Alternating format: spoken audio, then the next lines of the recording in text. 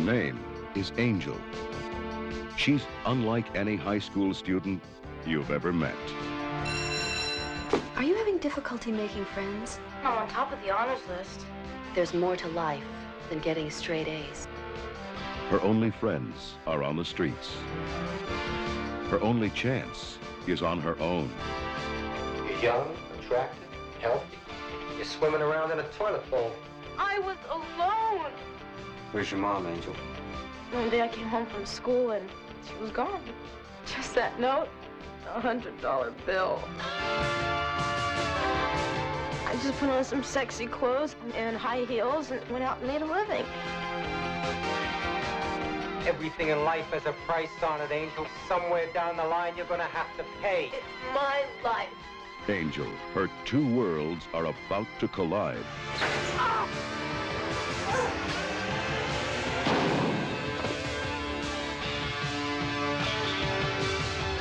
Remind me never to get murdered.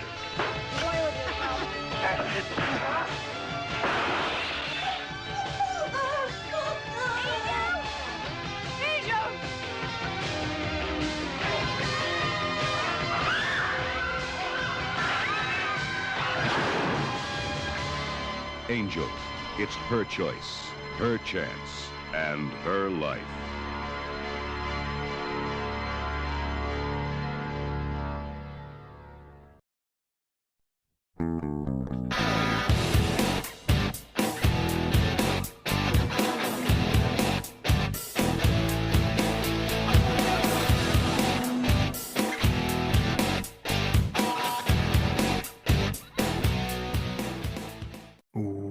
Welcome to They Call This a Movie, testing the strength of friendships one terrible movie at a time. Subscribe to the podcast on iTunes on podcast services by searching They Call This a Movie and find us on Blue Sky, Threads, and Instagram at TicTamPod. That's TCTAM Pod. Welcome back to They Call This a Movie. This is Anthony Delvecchio. With me as always is Dan Aquino and Mark Meyer. Say hello, gentlemen. Hello, friends. Hello, everyone. So I had originally planned on starting this by talking about seeing Odyssey in 70mm, and then Ant would get upset because we don't do the what have you been watching segments anymore, and then I would be sarcastic about it, and then we go on. But I'm not going to do that because I saw a video a few hours before this podcast, and gentlemen, I am vindicated. Christopher Nolan loves the Fast and Furious movies. I knew that I had the eye of an auteur, and I have someone in my corner that nobody can deny knows movies. So, sorry, gentlemen. Okay. Fast and Furious movies are good. Okay, great. All right. This week we watched a movie. I don't know what you've been peppering us all day with this link, Mark. You put it in the chat, you put it in the Discord, and now you're talking about it. I went to Discord. I don't know what you want from us at this point. That's how you know it was important to him, because he put it on the Discord. He logged into Discord. He watched The Odyssey 5 days ago. Hasn't mentioned it until just 20 minutes ago. Saw it before everybody else in the Discord. And just kept it to himself. Like, I don't want to spoil the 3,000-year-old story. Yeah. Well, I'm glad that me and Chris Nolan the man sit down, drink some Coronas, and watch the Fast and man Furious. That can't make a movie that's not incredibly asexual. Loves your movies about car go fast. Car go fast. Which I'm assuming, from what I know, that's a series that is also completely asexual since the first film. Yeah, Mark, you would know better than I would. I would say Tokyo Drift is probably the has no one's fucking in those movies. From what I could tell, right? Again, I've seen the second film. Yeah. The only person that is like there are two people that are confirmed fucking in that movie. Is that Dom had a kid and Brian had a kid. So, you know. Oh, so they're fucking for procreation. That's not really the same thing. Yeah. But they did do the deed. Everyone else, not sure. In my head, those are completely asexual movies. Yeah, from what I know of them. It became more about family. Right. Yeah. I mean, that makes it incest if it was, right? I guess. Yeah, yeah. You had to bring that into, yeah. If you take it at face value, yes. Well, I'm glad, Mark. I'm glad you're happy about it. I'm happy that you're happy. Yeah, but I will say for those of you out there that haven't seen it, try to see the Odyssey in theaters if you can. You don't have to see it as Nolan intended. In Well, IMAX or yeah, 70 there's mil. only 25 theaters in the country where you could see it as Nolan intended. Yeah, and we have one near us, gentlemen. Just so you know, King of Prussia. King of Prussia. For a split second, I thought Mark was going to say, "You don't have to see it if you don't want to." No, I'm demanding everyone see it. Until Prop 282 passes, which we all hope it does. Yeah. Oh. Oh. Yeah, Did you see it in a specific type of screen there, Mark? Did you see it 70 millimeter or IMAX? So I saw in 70 mil.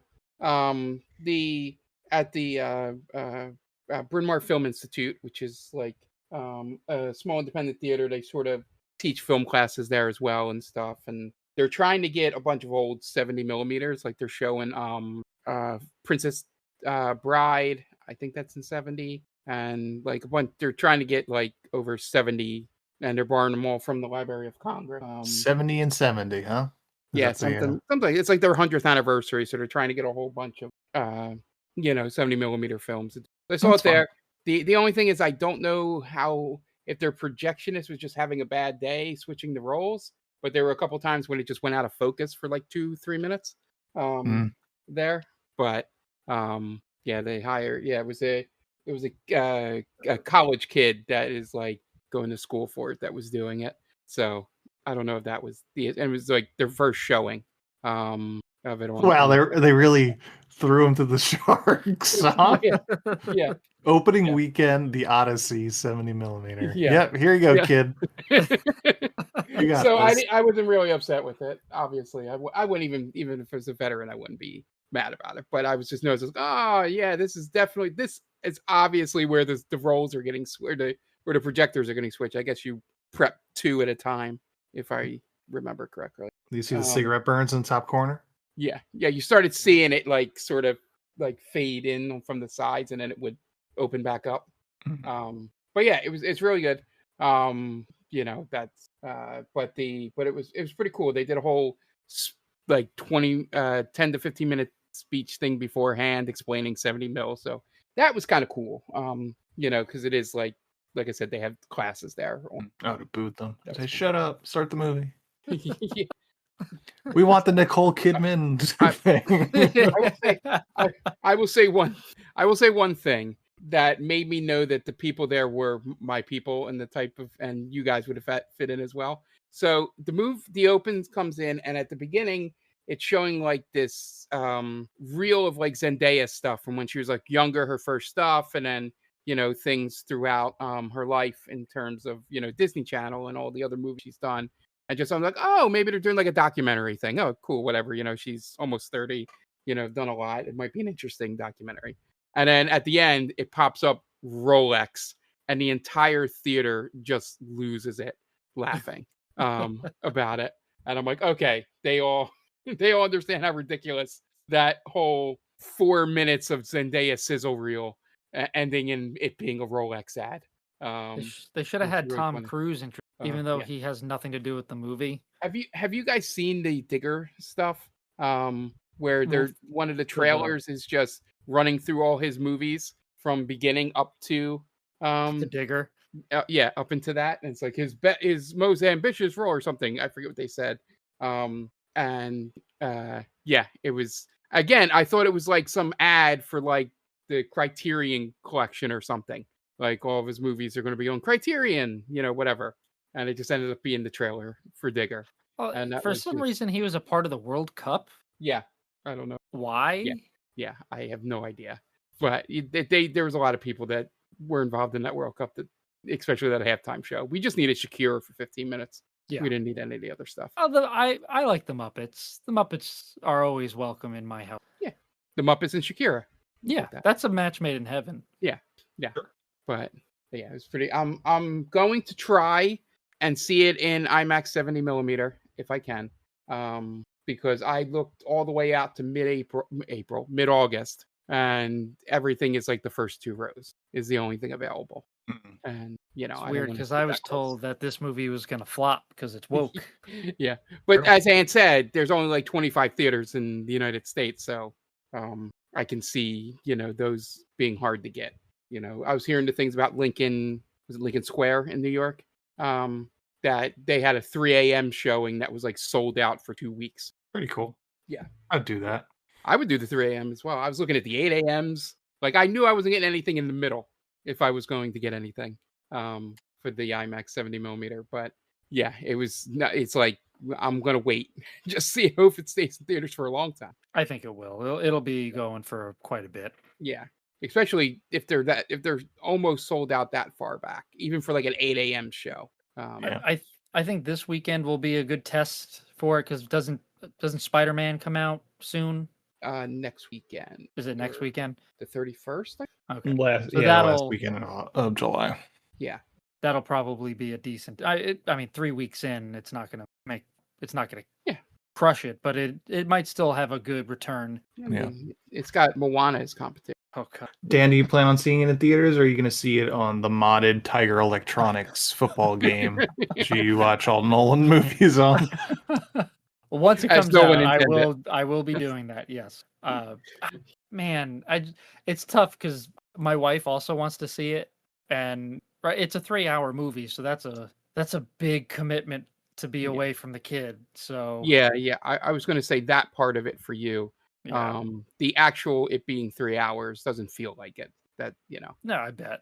Yeah. So But whoever we get to watch him hopefully wouldn't mind us being gone for 3+ hours. So Yeah. I'm gonna try. I would like to see it. I asked my wife, I was like, do you have any interest in seeing this? And I think she took like 10 seconds into the trailer. She's like, not really. Like, all right, I'm going on Sunday. Bye. Yeah, that's good. It's good that you have that understanding. Yeah. Are you seeing it in special or anything? I saw it on Sunday. Is IMAX the 70 millimeter, not IMAX, obviously. Yeah. But I don't think I'll try and see it again unless she decides that she wants to go see it. Yeah. I'm just keeping an eye out because if it pops up, I have the ability to just do it on a whim, unlike basically everybody else I know. I don't know. You has your schedule freed up? Yeah. I mean, A couple of weeks ago, you were slammed. I was slammed. I was slammed this weekend. I did the movie and 2-part on My Saturday. goodness gracious! Man. When's their mark time? When's there? Man, I'm so behind playing the college football video game, man. I saw you dipping into Assassin's Creed 2 Resynced. Yeah, I So, bought that. Yeah. I figured I needed something that if I was going to play video games at any point that wasn't sports. I was like, I need to I do get something that. productive. in the I get that football. feeling. Yes, I get that. I grabbed it. Just played it. Okay. Well, we went from Christopher Nolan, Love and Fast and the Furious, to the Odyssey, and now video games. So I think this opening bid covered has run everything. its course. Yeah, We got now it all. It's all in there. Yeah, and now we'll move on to talk about a director almost on the same level as Christopher. Sure. All right. Yeah. So we watched a movie this week, but before we talk about this week's movie, we're going to talk about our Patreon, patreon.com/TCTAMPod, TCTAM pod. You go on there and you subscribe for just $1 and you get access to our exclusive episodes every month. We've got one coming up. We're going to record tomorrow if all things play out. And you also get exclusive access to our Discord, which is where all the fun is happening. Except for Mark. Mark's not on there. He's made a decision that he's just not gonna engage with the people. The plebes, as I think he called them. I announced my presence today, and you should be great. He just says the champ is here, and then says something, and then he'll disappear for 3 weeks. 3 weeks, leaving everybody else on red. Well, he doesn't want that's what makes it a special occasion. It's not special if he's there all the time. Exactly. Yeah. He's like he's a guest star, a reoccurring character. It's like not an odd hush comes across the Discord when he posts. Yeah. He's Gene Parmesan. But yeah, you get on the Discord, we talk about movies, we do monthly polls, which monthly poll is going on right now for our movie of the month. which should be wrapping up by, I think, by the time this episode airs. We'll decide what movie we'll be watching for the July movie of the month, which this month's theme is Shark Week. So we got 3 shark-related, we'll say films, because 2 of them are films, and one of them is a 3-part television series, so works out. And I think we have a winner, unless if some crazy thing happens in the final 12 hours. Yes. That'd need to be a miracle, but people can change their votes. That's always a way to do it. Yeah. But anyway, that goes on there. We also ask questions every week, and then we talk about video games, movies, books, TV, all that fun stuff. We've been talking about wrestling because the Dark Side of the Ring is back, so we've been chatting that stuff. All fun stuff. So that's patreon.com/TicTamPod, TCTAMPod, and once again, just $1. All right, this week's movie was a Dan pick. So Dan, why don't you tell us what movie we watched this week? So I took a page out of your book and I followed the subreddit Bad Movie because I didn't know it had existed and mentioned it. And this was a movie I came across a few weeks ago and I kind of had in the chamber. I was torn between this movie and an action movie, but I enjoyed the tagline for this movie more so. So I figured, you know what, we'll give this a shot. And the movie that I selected was the 1984 drama, I guess it's a drama movie, Angel, directed by Robert Vincent O'Neill. And the tagline that got me hooked was high school honor student by day, Hollywood hooker by night. And I figured this is going to be a good one. Why not? That sounds like an interesting premise. And it was kind of a downer. A little bit of a downer. I wasn't expecting it to be like a melodrama with the murder mystery involved. Yeah, but you thought you heard 15-year-old prostitute, and you're like, "Oh, this is sure to be a fun romp." Well, let me stop you there. I didn't know she would be 15. All right, let's just put that out there for the listeners and anyone else who may be in on this. FBI, yes. Cash Patel, scroll on. Yeah, this is unbeknownst to me because there are 18-year-olds in high school. All right, it's true. Okay, we learned that from my teacher, My Obsession. Yeah, right. She couldn't stop saying she was 18, which is very much appreciated. But yeah, this movie. So I will get out ahead of this and say I don't think this wasn't a bad movie. I didn't hate this movie, but I was incredibly uncomfortable watching in several scenes. There's a lot of full frontal nudity, and again, these are high school kids. I was not expecting that. Yes. I promise you. Know that. But yeah, you see everything. And I want to apologize because I didn't know that. So yeah. I mean, we watched Porky's or Porky's 2. Yeah, which is worse, I think, because it's played for laughs. Right. Yeah, this is not uncharted territory. I will say that the girl portraying the 15-year-old in this film does not get naked. Yeah, thank God. If that makes you feel any better, so there is some sort of you could hand wave the other ones. It's like, those are all 18. Those are all Kyla's. Yeah, those are all seniors, 18 years old, Dan. Yeah, that's a good way to put it. Yeah. And the actress that does play the 15-year-old, I don't know if it was like 24 when this movie was made. So sure.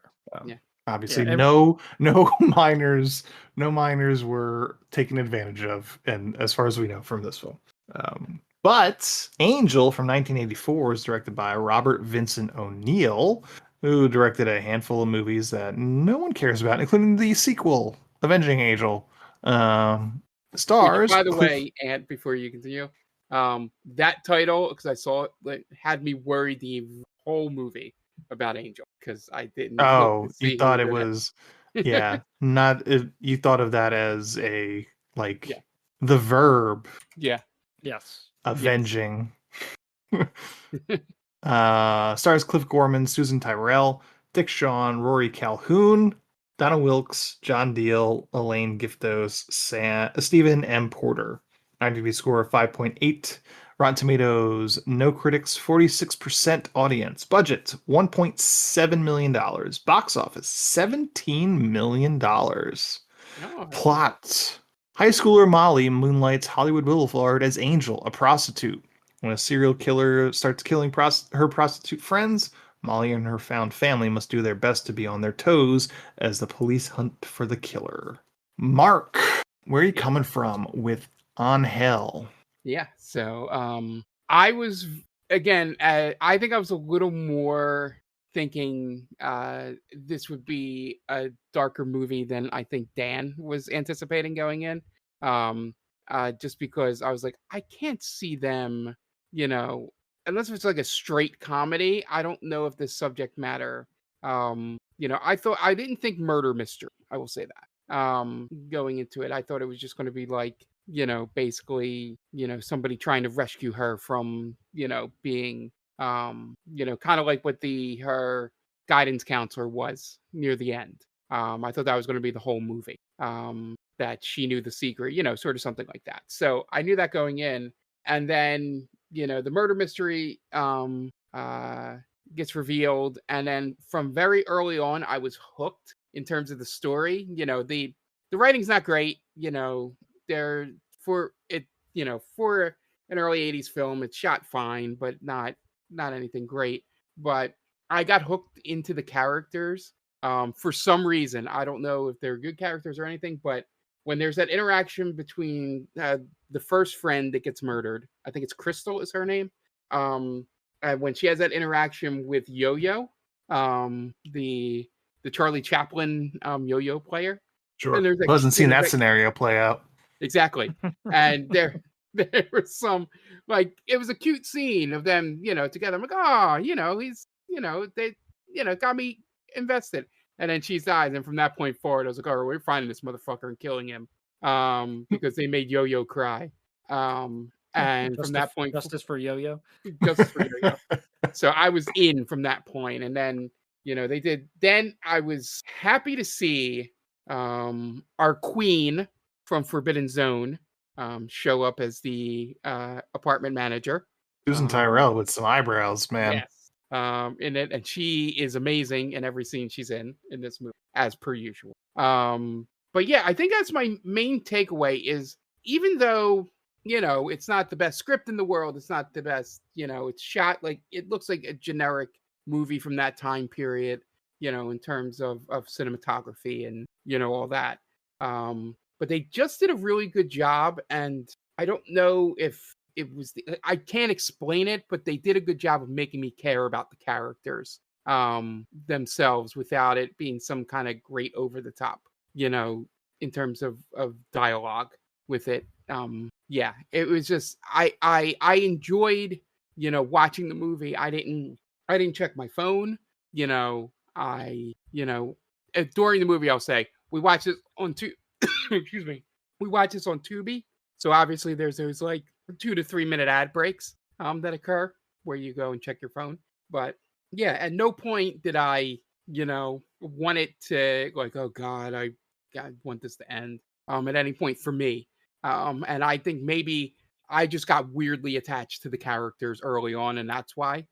I wouldn't be surprised if I'm the only one that feels this way here. But yeah, I think it's it was fine. It's a nice find, Dan, from my perspective, of a movie here. It's Vinegar Syndrome too, right? That sort of put out the whatever this was, because I saw their thing at the end. Maybe I didn't notice, or maybe that was the new thing coming on Tubi. I don't know. Looks like they have a release. Yeah. So, yeah, that's it. It's like, I think they did a good job of creating characters on Hollywood Boulevard that, were definitely not licensed, but still had the feel of those people that you see along there. I like the idea of the, old Western guy there signing autographs and taking photos and things like that. That was Rory Calhoun, right? Rory Calhoun. Yeah. Standing on his own 2 legs. He does do a lot of standing and walking in this film, and I loved it for him. But I think the one mystery in the whole thing that was, I think they were trying to make it a reveal, but you clock it real early, is that she's living alone, Angel or Molly. Sure. I think they tried to make that a big reveal, but like right from the beginning, like the first time she interacts with Sally, I think, or whatever, that character, I think it's and goes, my mom says hi, and I'm like, oh yeah, she's either, she's not there.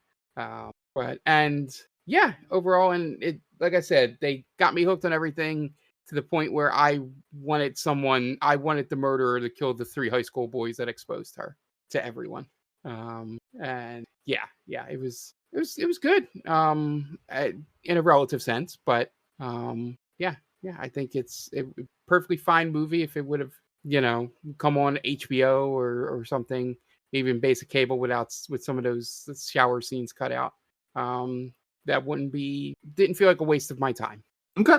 As for me, I've never seen this before, but I have heard of this. I think a few years ago, this was David Gordon Green's pick for an episode of The Last Drive-In with Joe Bob Briggs, which was a weird thing. They were like, I think at that point they would have been doing promos for Halloween Kills, Evil Dying Tonight. So it was a weird pick to come on that show and talk about. At least I thought. So I didn't actually wind up watching that episode. Kind of skipped that one. But this is the same basic plot of Maxxxine. Yes. If you've seen this, you've seen Maxxxine, except Maxxxine just ends with a whole bunch of just shooting, which I guess technically this movie does too. Yeah. But in a very different way. I might like this better than Maxxxine, though. It has better parts, like a better story. Yeah. Maxxxine is more stylized. Yes. As we mentioned, my favorite part is when Kit Carson was standing and walking around. Rory Calhoun playing the old cowboy, which is a lot of fun. Here's a fun thing. I don't know if you guys know this. Did you guys look into who Dick Shawn, who plays May, is? Dick Shawn, who plays May, is the Snow Miser. Ooh, get out of here! Yep, he does the voice of the Snow Miser. He was my favorite part of the film as May, the trans prostitute. I think his fight scene at the end as May, fighting off as best as he can the killer, I thought was good. I thought that was, because he is a trans prostitute. I don't believe if Dick Shawn is any sort of, or was any sort of like trans person or real crossdresser in his life. So I apologize if I am mixing up his pronouns, but I don't believe so. I think it's just for this role. So to see him as May, fight off the killer for as long as he could, I thought he was going to get away with it. I thought he was going to survive. His death scene is hilarious. Or it's him and Susan Tyrell just being catty bitches to each other. Yeah. Oh, it's such a good death. It might be one of the best death scenes I've ever seen. As he bleeds out. Yeah, he's like, I'm dying, you bitch. I have to look at your face.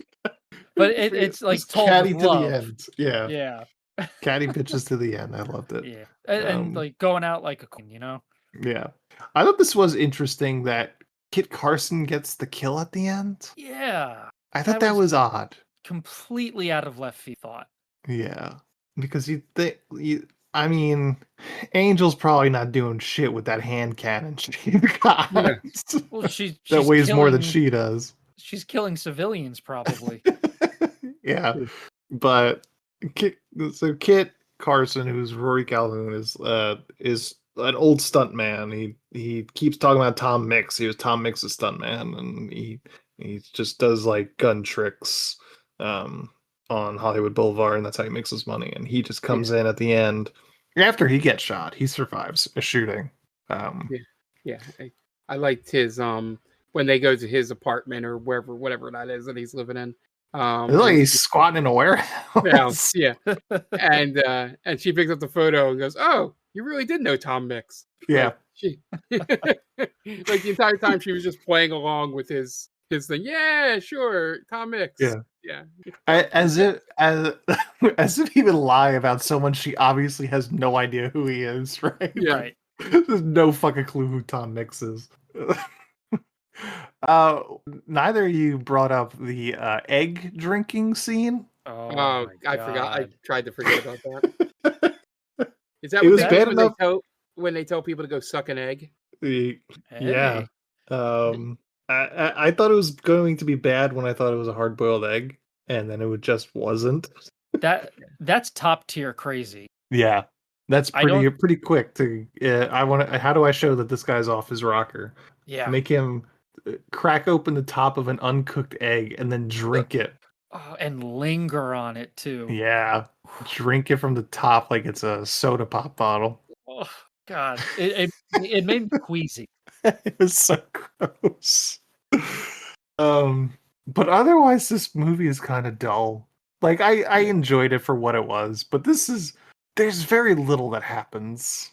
Yeah, it really starts to lean heavily on dramatic scenes, right, between Angel and the detective. The Angel with I forget the character's name. We were just Dick Shawn. What was his character's name? May. So there's a lot of very personal scenes and a lot of dialogue heavy. And I was like, no one's bad in this necessarily, but no one's very good at it. You know what I mean? Yeah. It feels like it tries to be two things. Like, because the poster has, her as if she's going to school, and then her as she's walking the streets. And like the school part is barely a part of it. Yeah. Really. Yeah. Yeah, honor student by day. We really see that. We're just told she's smart. Yeah. So it's like that's really not where the drama comes from. It's like, oh, you're slipping, your grades are slipping, and it's like because I'm on the streets all until 2:00 in the morning because I got a hook because my mom left me, right? To raise myself. We spend more time, but because it wants to be the melodrama. It wants the melodrama of that story, but it doesn't really delve into that part of the story because it's too preoccupied with this killer story. Yeah. Right? Yes. But it's bringing the melodrama into this killer story. So then you're not getting like the thriller, almost horror aspect of what this killer story can be because it's just melodrama. And like it completely with like over the top strings at times in terms of the score. You don't get that until the end of the movie, like the horror aspect. Yeah. So it's straddling those two point of views or where this movie could go, and just doesn't allow either of them to really get a foothold, I would say. Yeah. Like I was saying, my whole thing was not so much the story isn't what kept me occupied. I just wanted good things to happen to the people I was meeting, and bad things kept happening to them. It is a fun cast of characters. Like it's kind of like found family sort of thing where, May has that heart-to-heart with the counselor or the teacher, whoever she is, about, talks about how he loves Angel more than her mom ever did, Right. And it kind of like turns the counselor's mind around about how she's being looked after by May, right? Because they have that little back and forth, like, oh, by the way, your dress is dynamite. Where'd you get it? Yeah. So it's a good character arc, I think, because the first time we see May is on the streets. So I think as an audience, you automatically feel that, this person, May, cross-dressing, transgender, like, oh, probably may not have their life together if they're on the streets with a 15-year-old, right?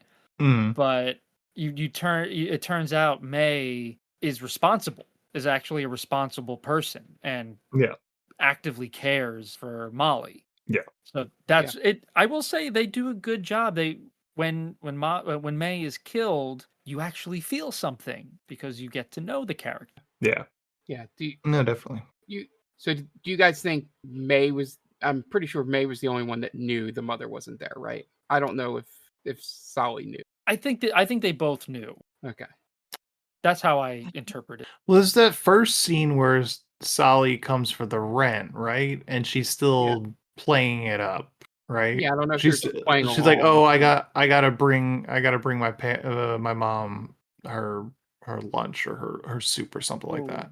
Yeah. But then at the end, when the teacher, well, she's I think Sally's under the impression that she is just an invalid. Because at the end, she says that if you go up there, she's not going to answer the door because she can't. Yeah, unless again, but they could just be playing that up. They could, she's not going to be like, she's probably not going to want to tell a teacher. It's like, oh yeah, no, Angel or Molly is living by herself. Call CPS. Right. That's why I thought that she was kind of letting Molly get away with it. Secretly, she knew she's by herself, but didn't want anyone to take her away. Yeah, I kind of like that interpretation better. Yeah, I think that we'll go with that because it is like these May and Solly. Sorry, May and Solly. You think they're weirdos at first, but they're good people, and they're doing what they think is best for Molly. Yeah.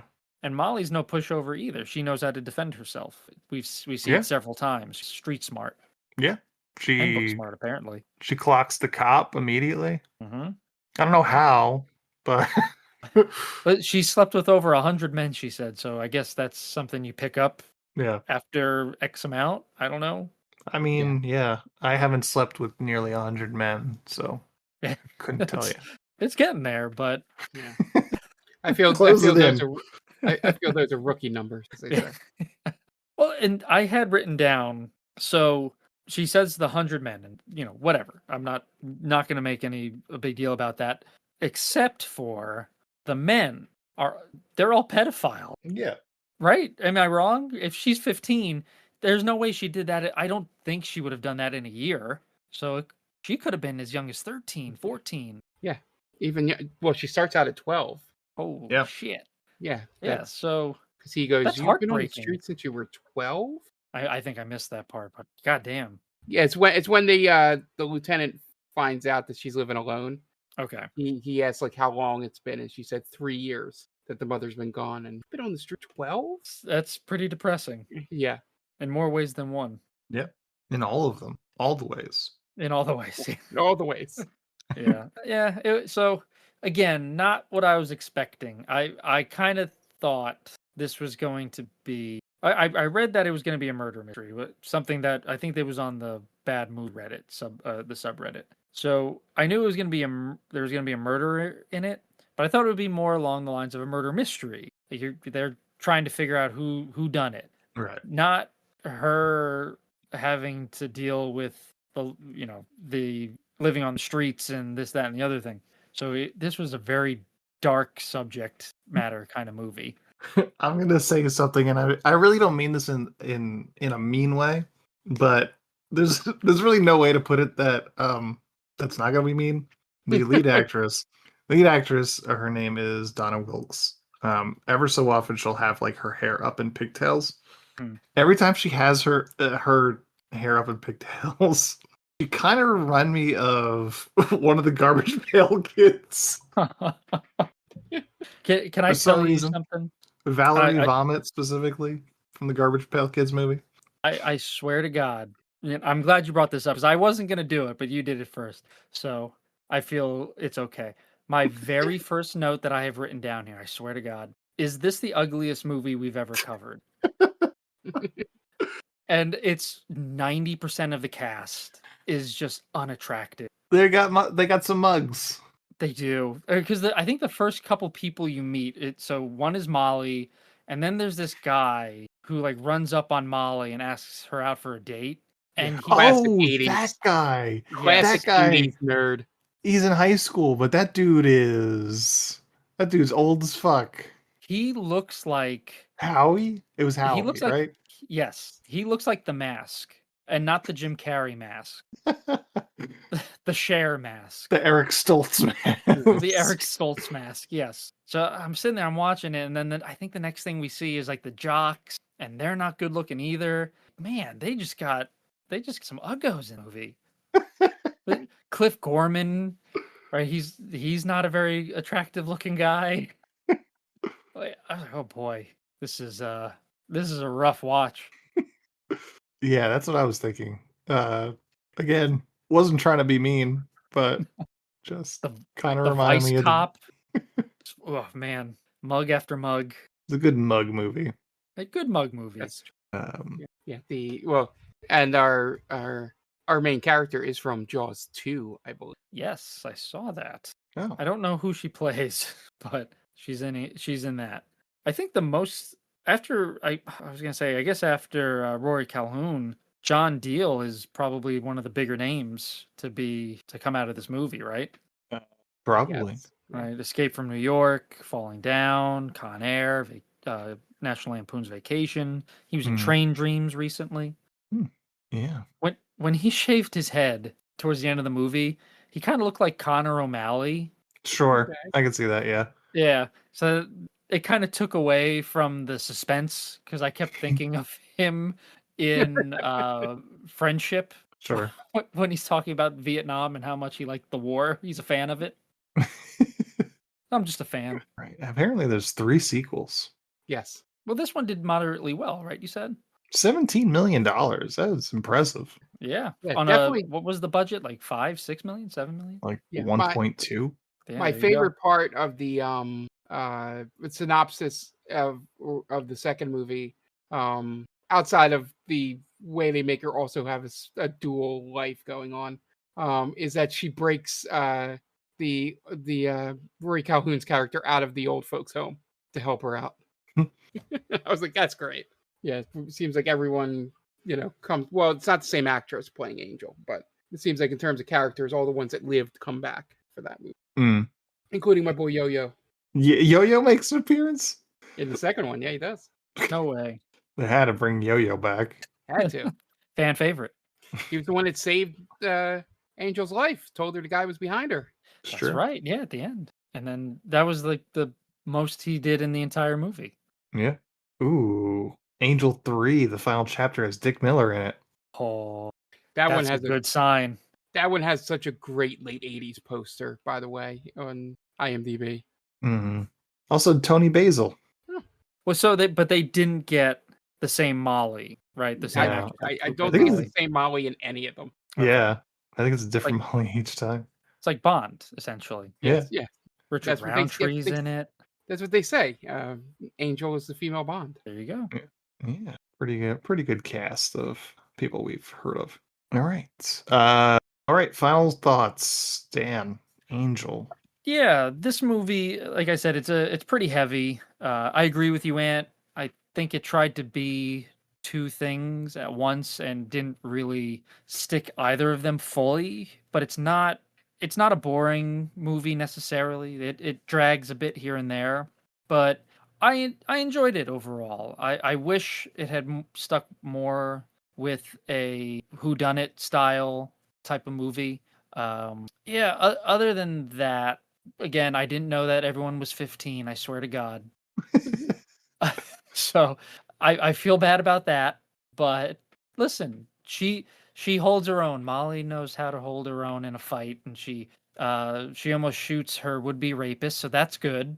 I enjoyed seeing that. The jock Pete himself. Yeah, and we should also say, she does not have a successful trick the entire time we see. Yeah.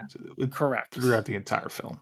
So Yes. she's not overly sexual. Like, they do not overly sexualize Angel in this film at all. No. It's the worst thing is she gets mocked for it. Like people call her certain words and stuff like that. But yeah, she's never like you said, Aunt, she never gets fully nude or anything like that. It would have been cool to see her kind of do like a Sherlock Holmes type of thing, maybe, because it's explained, or have her struggle with school, almost like a Spider-Man identity thing, right? A Peter Parker Spider-Man, where she has to keep up with her grades in school because she wants to go to college and be successful there, make her own way. But while she's doing this at night, but yeah, I think that's where it suffers the most. It's trying to live in two worlds, and it doesn't really land on either, unfortunately. But yeah, not terrible, but could have been better. Okay, Mark. Yeah. As Dan said, it's worth a watch if you like these kind of movies that many people haven't heard of but are pretty decent to watch. Like I said, if you're like me, you'll instantly fall in love with all the cast of characters on Hollywood Boulevard here. They do a good job of making them feel distinct and not too much of a like stereotype. And yeah, it's overall it's a fine watch. The crime part of it is the murder mystery or whatever is does string along and keep you involved, and I don't know what much else to add. It's just it's a good movie if you like to, like, we have done 300 almost 400 of these, like things you want to just put in your list of I've seen that, or if you want to try to be the cool guy at a party, you can, or the uncool guy that sort of feels like a hipster, whichever way it lands where you are. You can watch this movie and say you watch this movie. But yeah, it made me interested in at least checking out a little bit of that sequel, because the next one is she is studying to be a lawyer and then has to go find out who this is in the tagline, so I don't think it's a spoiler. Like, the whole thing is she becomes a lawyer and then goes and finds out the gang that killed the cop, because they probably couldn't get the cop back for this movie, the second one. And they do the same poster of the two side by side, so you can tell it's the same sort of thought process. So it might be another decent movie, either way. But yeah, I think they did the one thing that's kind of impossible in these movies is make characters you want to root for without having maybe a top of the line known person. Maybe they were known at the time, some of them, but for us, get us to buy in on these actors that we don't really have a history with. So I do recommend it. Okay. As for me, yeah, I enjoyed this for the most part. I think it does try and do it half-ass two things when it should whole-ass one thing. Good performances by supporting characters. It is kind of a fun found family movie. And this is essentially the plot of Maxxxine, so it's kind of funny to think about. But other than that, yeah, there's not a whole lot of plot in this. I mean, there's large parts of it where I can't really say what happened for the next 20 minutes, But I didn't hate myself while watching this. I think it flew by pretty quick. It's pretty breezy, 93 minutes long. Dick Shawn, probably my favorite part as May. A decent killer, I would say. Weird enough. Drinks an egg from the shell. It's exactly the way it sounds. They also show him scrubbing his body for a long time. Yeah. He almost shows Dom. Yeah. Oh, I thought it was so close. Yeah. And yeah, it's not a bad time. But it's oddly melodramatic in parts where you think this is going to go full sleaze, but it never really does. So yeah, that's all I got. All right. So that's it for talking about Angel, but we got a third segment coming up. But before we got a third segment, we're going to take a break. Before we do that, Dan, what do you have for us? All right, guys, you know the drill. Go check out the Game Vault podcast, run by our very own Mark Myers and good friend of ours, Tom Schuster. It is a podcast where they break down video game news, games that they're playing, games that they would recommend to others to play. And if you are a gamer, it's a great source of information, whether you're new to the industry or you're a seasoned gamer.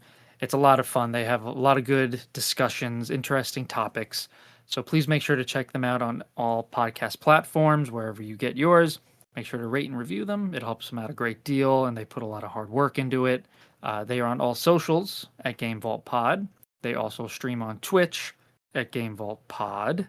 So make sure to go over there, give them a follow. It's a very good community, very fun. They're playing all different types of games, older, newer. It's pretty great if you, whatever you're into, they've got it.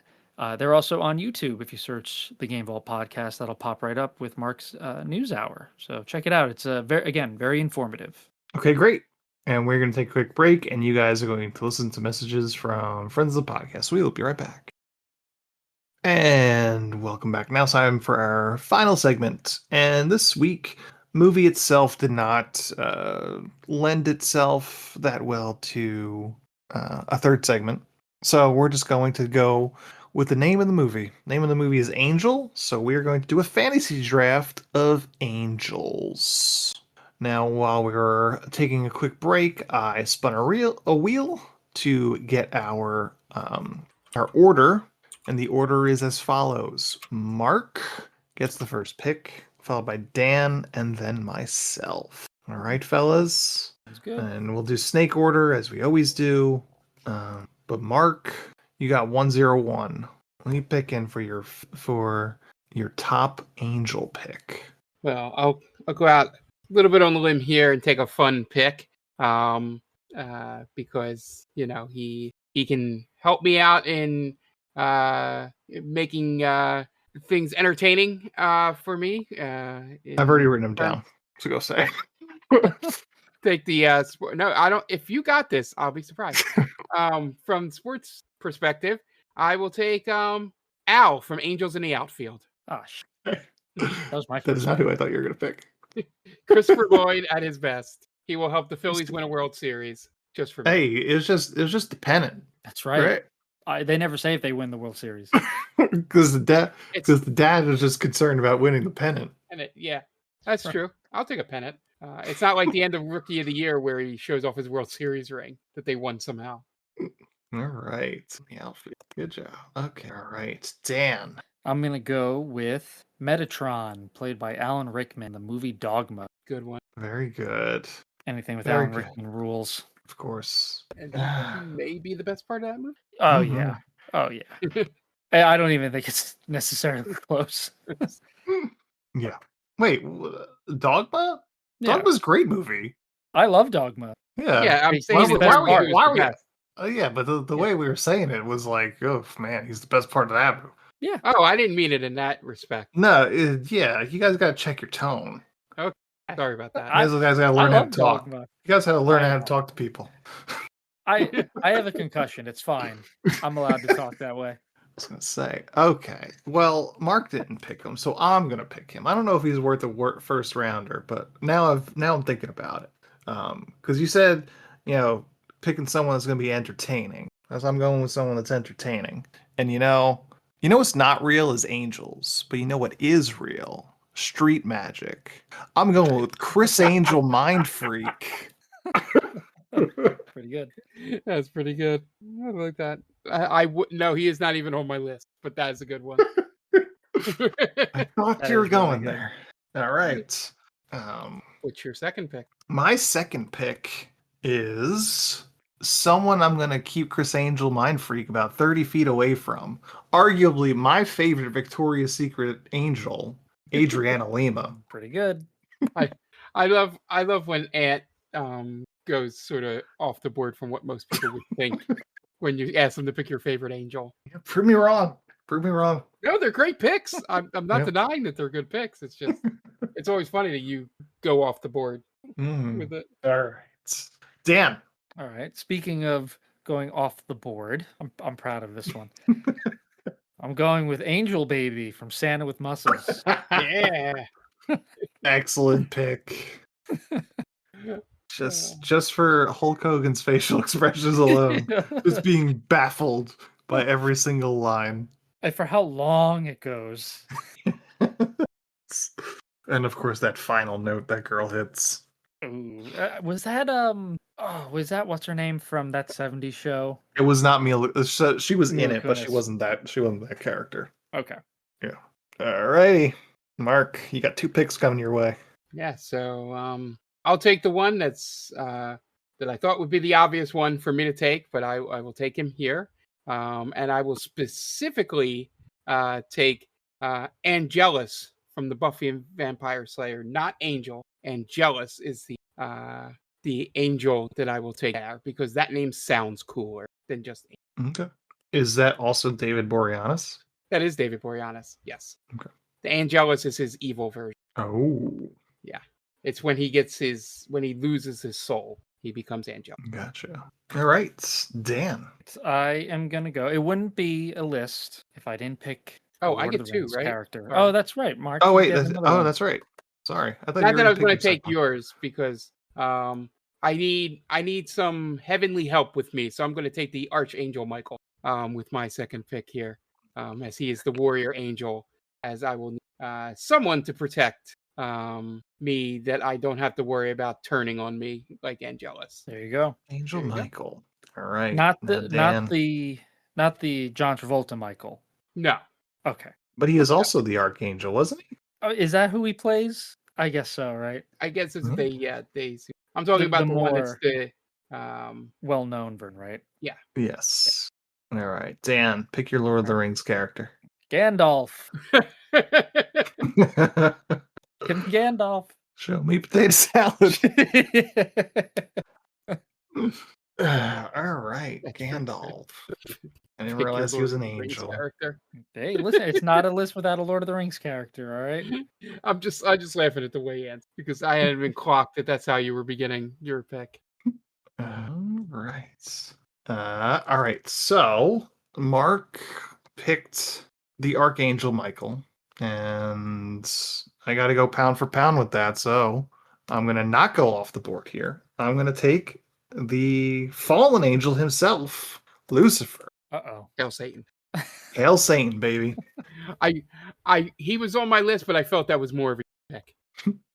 That's To my take- pick. Yeah, I felt that. I was like, I'll if he gets to the final pick of the draft, someone needs to take Lucifer. Yeah, But I was Can't go hoping it wrong. was you. Listen, he gets a bad rap, but it's not his fault. it's true. All right. My final pick. Dan's got Angel Baby. So I'm going to go with Angel of the Morning by Juice Newton. I love that song. Just a great name too, Juice. Ain't bad. All right. Dan, take us home with yours.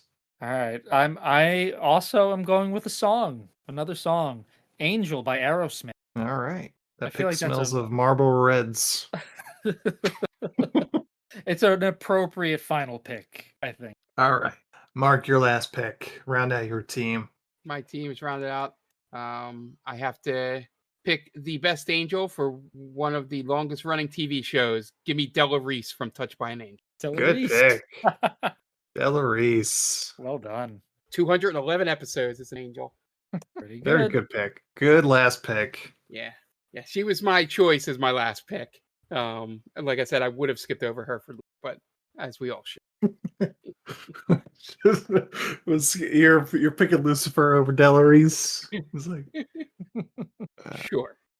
good picks all around. Yeah. Any ones we missed? Oh, I'm sure, right? Shohei Ohtani. Yeah. Well, he wasn't. I almost put Reggie Jackson down. Sure. But my first pick was also Al from Angels in the Outfield. Sure. You could have picked the Rally Monkey. Yeah. Well, the Rally Monkey. That's Good. pretty good. Could have picked Mike Trout Mike Trout. He's from Yeah. here. from here. Yeah, that's true. It would have been on my list if Shohei Ohtani was still there. Yeah. Angel Soft toilet paper. Were the Blue angel Angels? cakes? The Blue Angels? The Blue Angels. You could just the city of Los Angeles. I almost picked The the Nicolas Cage movie, City of Angels. Sure. the Blade Angels from the Olympics. Yeah. I don't. Yeah. Yeah. Would Chubbs count as an angel from Happy Ooh. Gilmore? He's in 'Cause heaven. Angels are, yeah, but angels aren't. I think mythologically they aren't former humans, right? I don't know how that works. I always don't thought think once so. you die, if you go to heaven, you're an angel. I don't I- think I- so. Clarence from Clarence. what the fuck the movie's name is? It's a Wonderful Life. It's a Wonderful Life. Whatever. I don't know why I couldn't think of it. Movie is. Oh, what Angel about hair pasta. Oh man, as an Italian, how did we miss that? Angel food cake. Angel food cake, yes. Or what about the alien from Nope? Right? Don't they call him Angel Jeans or something like that? I don't think so. I thought he was an angel. Jean jacket. Jean jacket, yes. Jean jacket. I think he's described as an angel, right? By what's his Maybe. name? I haven't seen that movie in a bit. Yeah. My cat, she's an angel. Oh, Oh, that's adorable. all I right. don't know. Good I think picks that's- though. yeah, all around, I think that's fellas. it. I'm glad that I got deliveries. It's a good pick. I'm glad I got Chris Angel Mind Freak. That might be my favorite pick of the draft, and it wasn't even on my board. I didn't even think. I thought that's where you're going. It's like, man. Well, I think I like my first two picks at least. Adrian Yes, Lima. yeah. Can't go wrong with that. No. All right. That is our show. Damn it. Yeah. Which one did you just remember? Archangel, the X-Man. You could have done Lord of the Rings and X-Men. I know. Ugh. Can we do a redo? Can we do a redo? You can check us out on all our socials at TikTampod on Blue Sky Threads and Instagram. We're on through TikTok at They Called Us a Movie. They Called Us a Movie. Blah.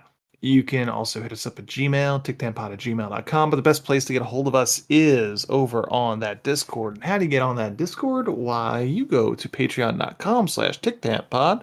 That's TCTAM pod. And then you go subscribe for $1 and you get a link to go to our Discord. Go to that Discord, you talk movies, you talk TV, you talk wrestling, you talk books, anything you want to talk about. Video games, help us in monthly polls. And of course, you also get that exclusive episode every month. So check that out, patreon.com/tictampod, and it's just $1. So the price of an Arizona iced tea. All right, that is it. We are going to get out of here. The movie was Angel from 1984. The director was Robert Vincent O'Neill. So for Dan Aquino and Mark Myers, this is Anthony Del Vecchio telling Robert Vincent O'Neill, well, you certainly made a movie, didn't you?